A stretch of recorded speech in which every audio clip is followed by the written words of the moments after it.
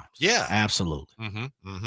This is from Sam Vecenie in The Athletic. He does a redraft of the 2024 NBA draft, which I mentioned because Devin Carter's in there. And Devin Carter obviously has been something that we've talked about, a player we've talked about a lot since the end of last season. So here's the way Sam Vecenie runs it down. And Devin Carter was what, the 14th pick in that draft? Yeah. Let's see where he is in this redraft. Again, just one man's opinion, but it's a very informed opinion. Number one, he says if it were to be done over again, Stephon Castle, who actually was 4th, would be 1. He says Risa Shea, who was number 1, would actually be number 2. Jared McKinney has 3rd. His actual pick was 16th. Reed Shepard, 4th, actual pick 3, which is pretty high for a guy that really haven't played much, huh? Yeah, 13th pick for Devin Carter. Just popped him on. 13th, thank you. Donovan Clingan, he has him going 5th, actual pick 7th. Not much difference there. Buzelis, he has him going 6th when he was actually picked 11th. Yeah. Ron Holland, 7th. He was actually picked 5th. Zach Edey goes 8th in the mock draft. He was actually picked 9th. Yeah. Jalen Wells, actual pick 39th in the redraft. Dang. He's the 9th pick. Stand up, Sacramento. Yeah, absolutely. Swing and a miss by just about everybody in the league. Sacramento. Kel-El Ware, Miami Heat goes 10th. A lot of people wanted him here, huh? Yes, a lot of people. You're right. Yeah. Alex Sarr was the number 2 pick in this mock. He goes 11th in this redraft. Yeah. AJ Mitchell was picked 38th. He goes 12th here. That's interesting. That is interesting. Keyshawn George of the Wizards actually picked 24th, goes 13th here. Okay. 14th, Nikola Topic, OKC. He was actually picked 12th. And he's got Filipowski of the Jazz, who was picked 32nd, going 15th. Then it goes Bub Carrington, Washington, Shannon, Tristan De Silva, Isaiah Collier, and Ryan Dunn. Those are the top 20. Okay. Devin Carter not selected in this redraft. Well, to be understood for me. Like that, to me, I don't take that as being negative because he came into the season with an injury. All those guys played. All those guys were healthy. All those guys had an opportunity. But let's do it again after this year. And I know, look, it's the summer, people doing creating different type of topics.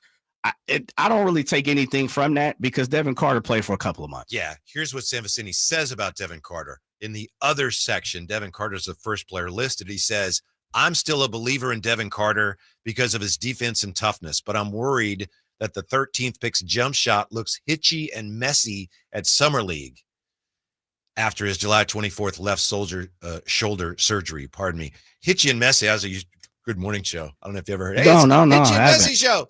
That you could use those 2 words to describe a lot going on with the Kings these days. A little hitchy, little messy. But I went back after I read that, Jay, because I'm a Devin Carter guy. He plays so hard and he hasn't gotten a chance. That he was picked 13th. So I went back and looked at some of his film from when he was still in college. His jump shot was never like textbook, and there aren't. There's some really good shooters that aren't textbook, but it's definitely different than it looks now, to my eye. Since the surgery, it's got that little hitch in it, and he's been working on it, and he's shot the ball well at times. In Summer League, he can still make it. And Drapes and I used to see him all the time. He'd come out early last year before the games to work out. He's working on a shot, but it is, to my eye, it's a little different than it was before that surgery.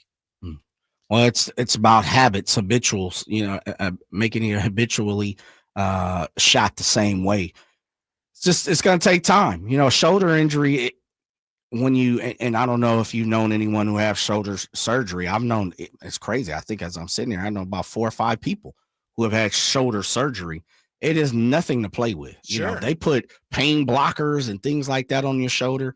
I just ran into someone, and it escapes me who it is, but they had shoulder surgery, and they're like, I had like a drip into my arm, to help me, assist me with the pain.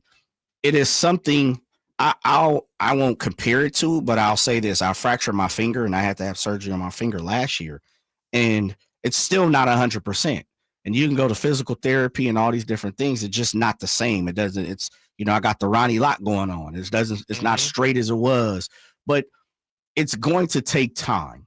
It's going to take a little bit of extra care, a little bit of more opportunity for Devin Carter to get out there. And, oh man, I forgot to tell you, I didn't send it to you because I was like, my guy Whitey's gonna be upset. But remind me to tell you about that real quick. But we talked to Law Murray yesterday. Seems like he's doing decently right now in the summer. We got to see him in summer league. It's one of those things that's going to take time. If Lonzo Ball can change his hitch, then Devin Carter can change his hitch. Yeah, he's just so explosive, and he gets to the basket so well. He still needs that threat of the 3-point shot to balance that out. I think he can be a really good player if he can find that. And he showed signs of it during the summer. Just looks a little, I agree, hitchy and messy, but it goes in, it doesn't matter. It's doesn't like matter. Law Murray was saying on X. He said he shoots and you don't think it's going to go in, but it usually does. Yeah, it's high arcing. What did he say? I've seen that ball hit the top of the roof in certain places. Some gyms. Yeah, some gyms. There you go. Yeah. So what am I going to be upset about? Yeah, they got to come back to that. And I mean, I can tell you right now. You want to wait till next segment? We'll have that coming back. Okay. And we got Chris Myers coming up too. We do. Yeah. From NFL on Fox. Drive Guys, Sactown Sports. The Drive.